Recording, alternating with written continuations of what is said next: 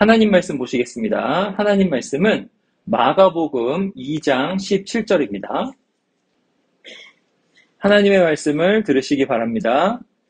예수께서 들으시고 그들에게 이르시되 건강한 자에게는 의사가 쓸데없고 병든 자에게라야 쓸데있느니라.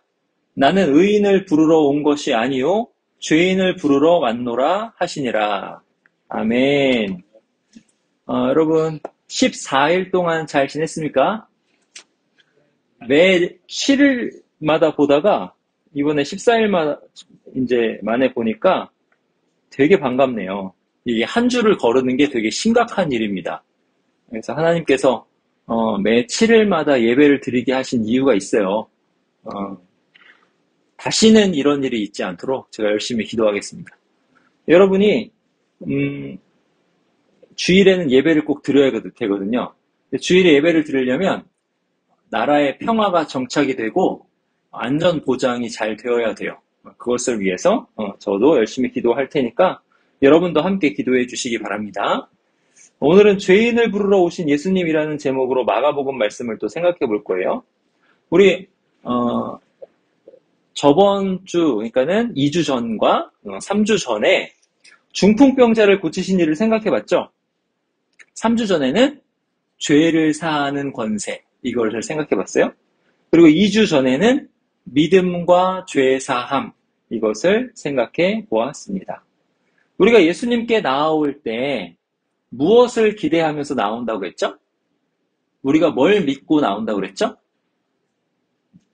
문제 해결을 기대하고 믿고 나온다고 그랬죠?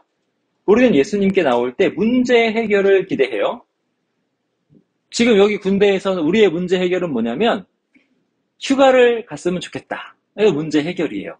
마일리지를 주는 건 정말 좋은 제도입니다. 휴가를 갔으면 좋겠다. 사회에서도 마찬가지예요. 사회에서도 제발 제가 건강하게 해주세요. 이런 마음으로 나온단 말이에요. 제발 우리 남편 정신 좀 차리게 해주세요. 이런 마음으로 나온단 말이에요. 제발 우리 아들 정신 차리고 공부하게 해주세요. 또는 정신 차리고 사회에 좀 잘 적응하게 해주세요. 이런 마음으로 교회에 나오고 예배에 나온다는 거죠.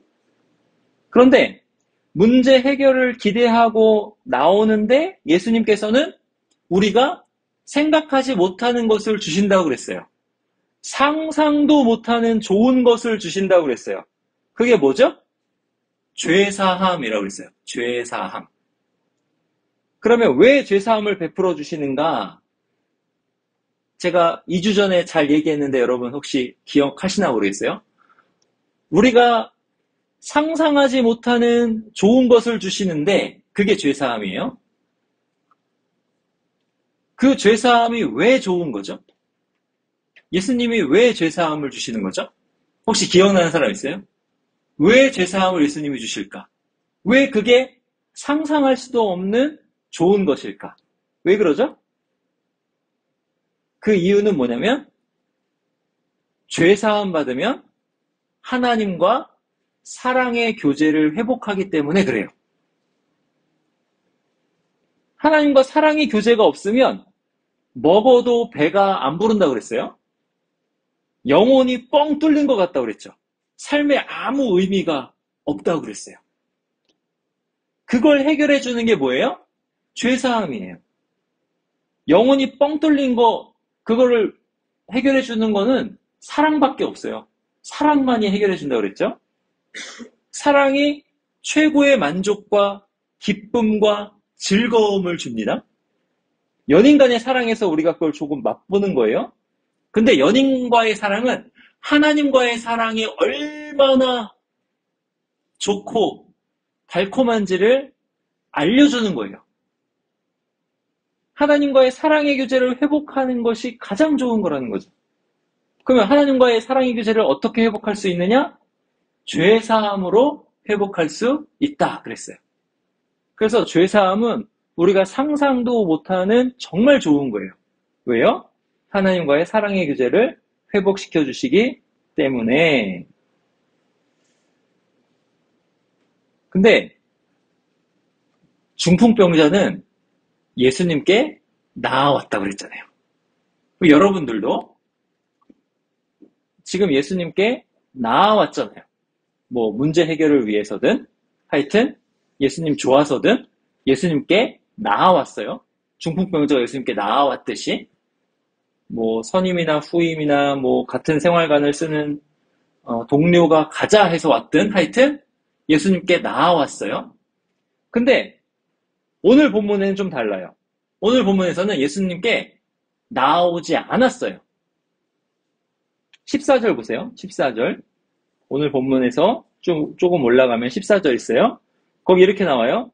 또 지나가시다가 알페오의 아들 레위가 세관에 앉아있는 것을 보시고 그에게 이르시되 나를 따르라 하시니 일어나 따르니라. 예수님께서 지나가시다가 세관에 레위라는 사람이 앉아있는 것을 보셨어요. 보시고 나를 따르라. 그러니까 그 사람 레위가 예수님을 따랐다. 이렇게 나오는 거죠. 이제 여기서 이제 보통 사람들은 그래 예수님이 부르시면 따라가야 돼. 이렇게 그걸 중점적으로 보고 해석해요. 내가 예수님을 따르는 게 중요해. 이렇게 생각하는 거죠. 이렇게 성경을 봐요. 물론 내가 예수님을 따라가는 거는 굉장히 중요합니다.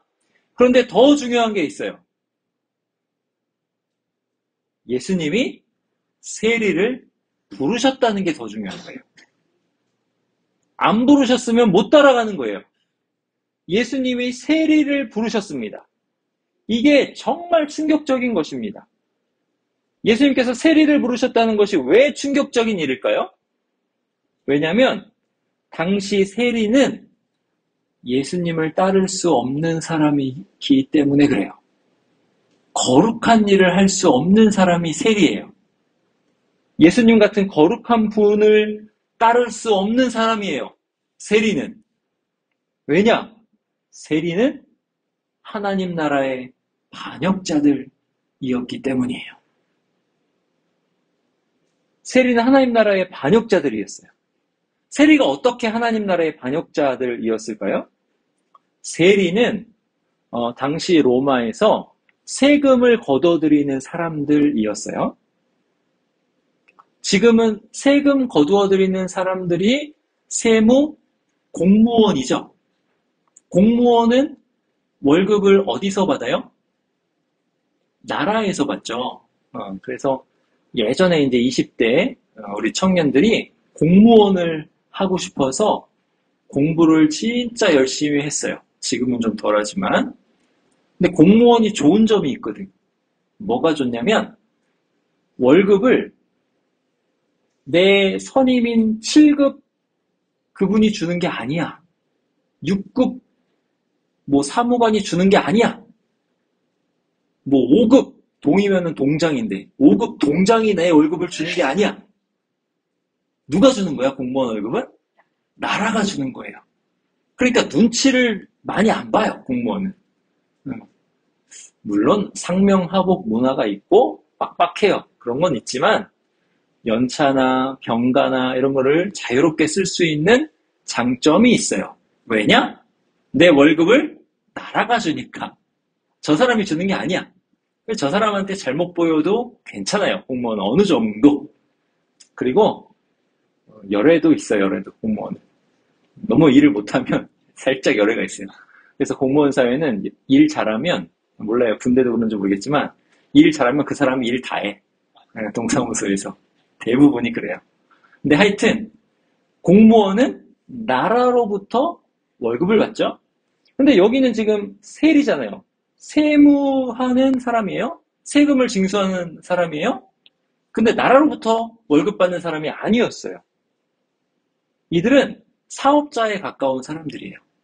뭐냐면 세금 징수의 권한을 사는 거예요.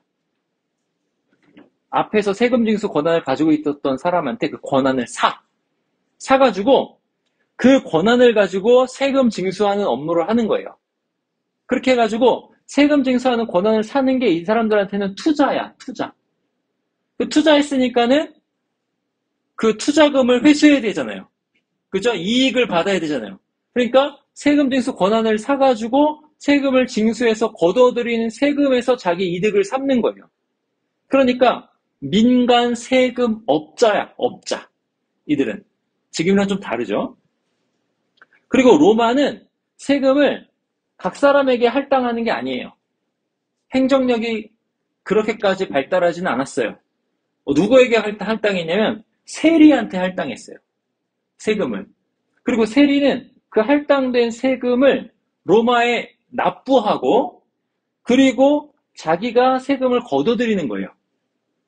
만약에 자기가 세금을 못 거둬들이면 세금만 납부하고 손해보고 끝나는 거야. 자기가 세금을 납부해야 돼. 이게 당시 세리였어요. 그리고 내가 투자를 했잖아. 그러면 투자금을 회수를 해야 되고 이익을 좀 거둬야 될 거 아니에요. 그러니까 어떻게 할 수밖에 없어요? 세금 납부해야 될 거는 내지만은 그것보다 조금 더해서 어떤 사람은 많이 더해서 세금을 부과하는 거죠.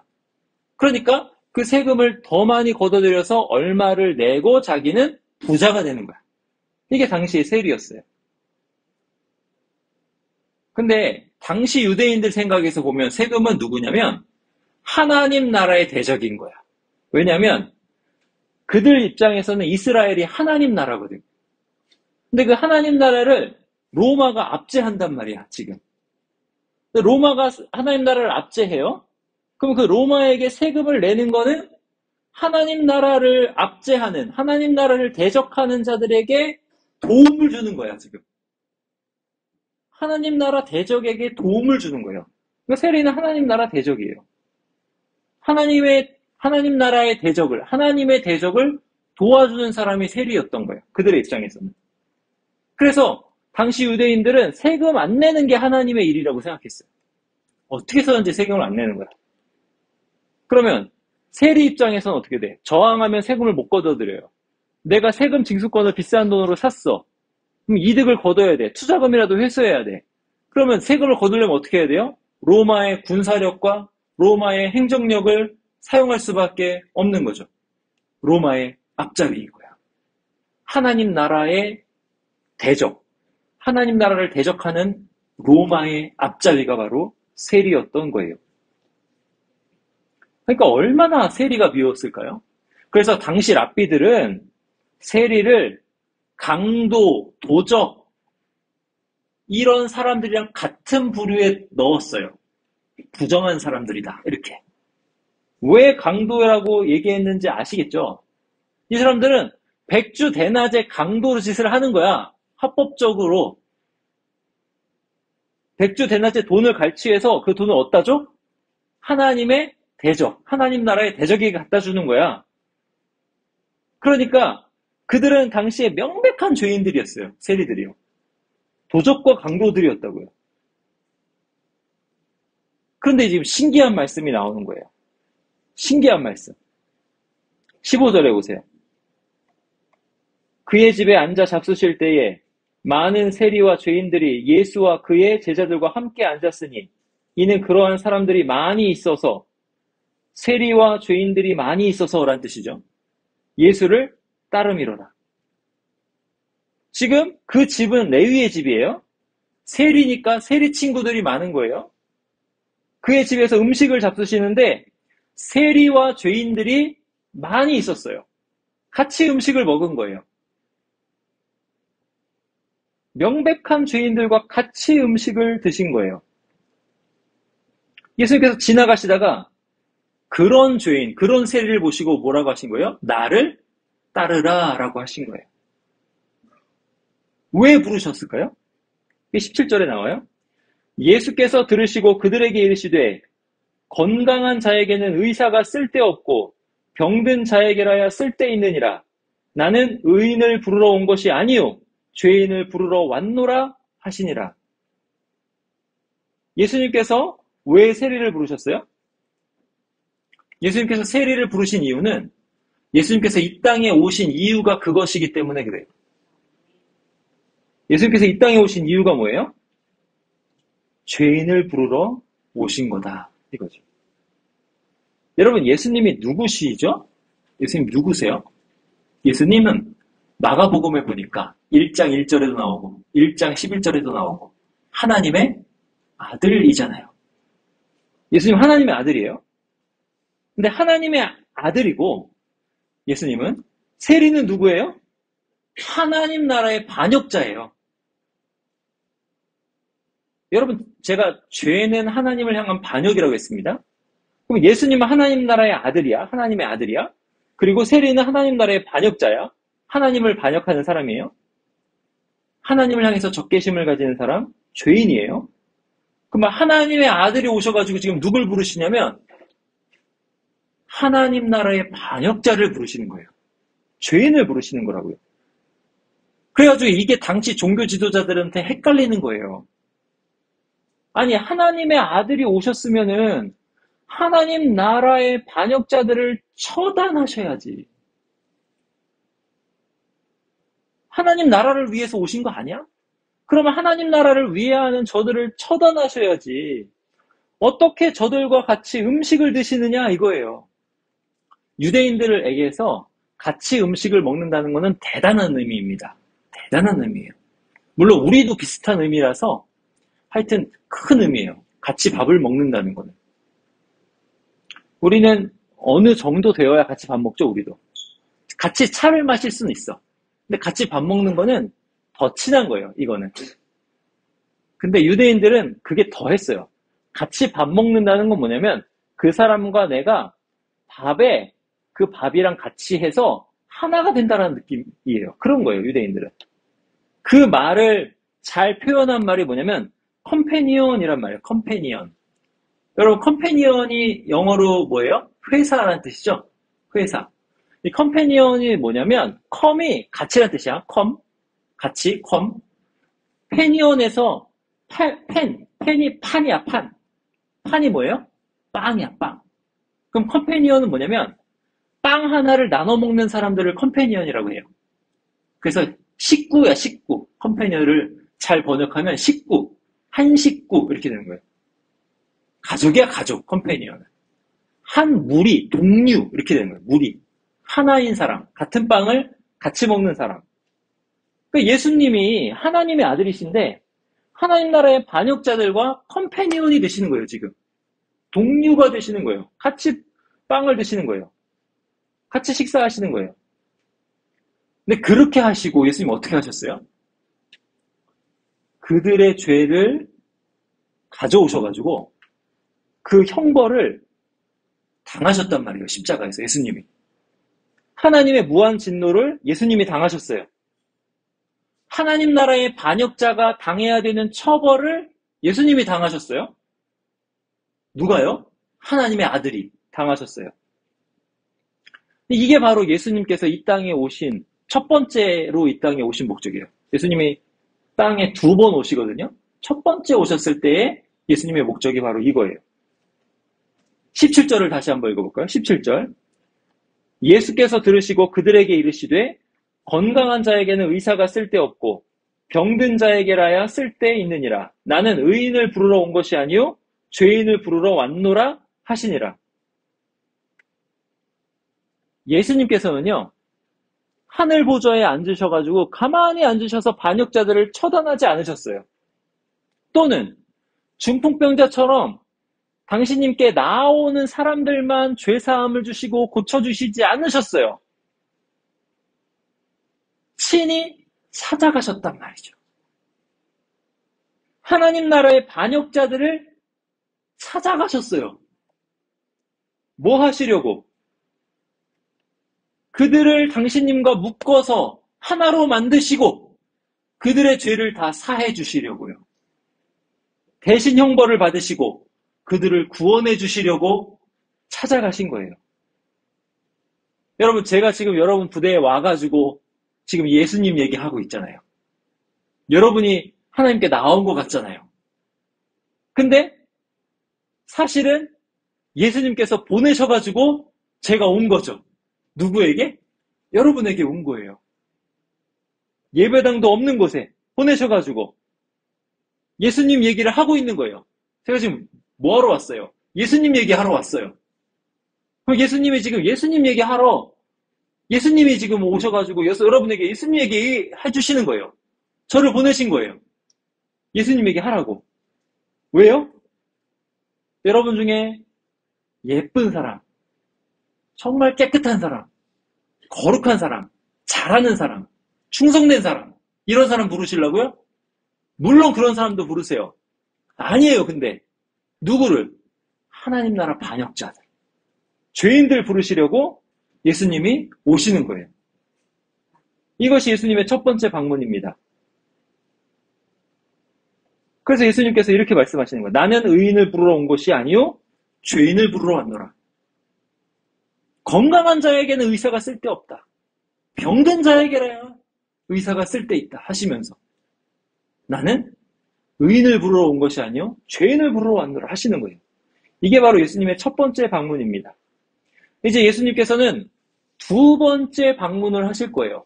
예수님 첫 번째 방문하시고 끝나면 어쩌면 여러분이 예수님의 얘기를 안 들어도 될지도 몰라요.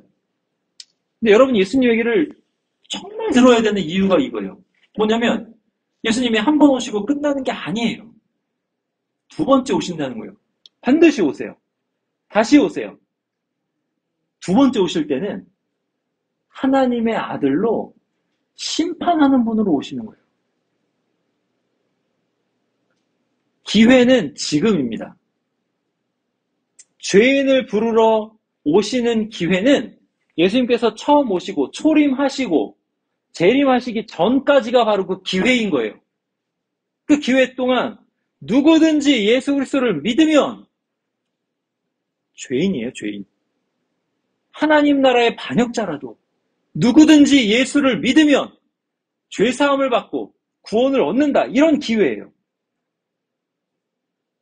이 죄인을 부르러 오시는 기회는 언제 끝나냐? 예수님께서 재림하실 때, 다시 오실 때, 두 번째 오실 때 끝나는 거예요. 혹시 여러분 중에 흉악범들은 다 죽어야지. 죄인들은 형벌을 받아야지. 공의로운 처벌을 받아야지. 왜냐하면 분노가 일어나는 사회적 사건들이 있잖아요. 흉악범들도 있고 파렴치하게 살고 피해자들은 되게 힘들어하는데 그들은 되게 잘 살고 막 그런 것들이 있잖아요. 그런 거 보면서 그들은 다 처단해야지. 심판을 받아야지 생각할 수 있어요. 걱정 마세요. 예수님 두 번째 오시면 다 처단이 됩니다. 공의로운 처벌 하실 거예요. 하나님께 반역한 사람들은 영원한 지옥을 그들에게 선언하실 거예요. 영원한 죽음을 선언하실 거예요. 그들은 영원히 지옥에서 고통을 당할 거예요. 근데 기회는 아직 있다는 거죠. 우리는 예수님의 첫 번째 방문과 두 번째 방문 사이에 있습니다. 아직 기회가 있어요. 무슨 기회예요? 죄인을 불러오신 예수님을 따를 기회가 우리에게 있습니다. 우리에게는 아직 예수님을 따를 기회가 있어요. 회개하고 예수님을 믿을 기회가 있습니다. 그래서 죄사함을 받을 기회가 있는 거예요. 예수님께서는 그 기회를 주시기 위해서 이 땅에 오신 거죠. 그리고 지금도 그 기회를 주시는 거예요. 여러분, 그 세리 레위라고 그러죠. 오늘 본문에 레위. 이 레위가 누군지 아십니까? 이 레위는 성경의 저자예요. 마태복음, 그 마태가 레위입니다. 마태복음 쓴 사람이 이 세리예요. 여러분, 이 마태복음이 얼마나 깊은지 아세요? 복음서가 다 깊습니다. 근데 마태복음은 구약 성경을 쫙 깊게 깨달은 사람이에요. 그래서 예수님이 누구신지를 잘 설명해놨어요, 유대인들한테. 거의 구약 성경의 정통한 학자입니다. 마태복음 저자가. 근데 그 저자가 누구라고요? 세리 레위라고요. 그가 마태라고요. 하나님 나라의 반역자 이 세리가 예수님의 부르심을 받아서 예수 그리스도에 대한 지식과 사랑이 깊어졌습니다. 그래서 마태복음을 기록했어요. 예수님이 누구신지를 우리에게 알려주고 있습니다. 누가요? 세리가요. 하나님 나라의 반역자가요. 죄사함을 받은 자가. 사랑하는 철마교회 성도 여러분, 이 기회를 잡으시기 바랍니다. 죄인을 부르러 오신 예수님을 생각하세요. 예수님께서 왜 이 땅에 오셨는가? 여러분이 영원한 지옥 고통을 당하는 것을 원치 않으셔서 이 땅에 오셨어요. 여러분을 구원해 주시려고 오셨습니다. 여러분의 죄를 사해 주시려고 오셨습니다. 그뿐만 아니라 여러분을 하나님 나라의 반역자에서 하나님 나라의 일꾼으로, 마태로 부르시려고 오셨습니다. 이것을 믿으시고 예수님을 믿고 따름으로 죄사함을 얻으시는 저와 여러분 되시기 바랍니다. 기도하시겠습니다.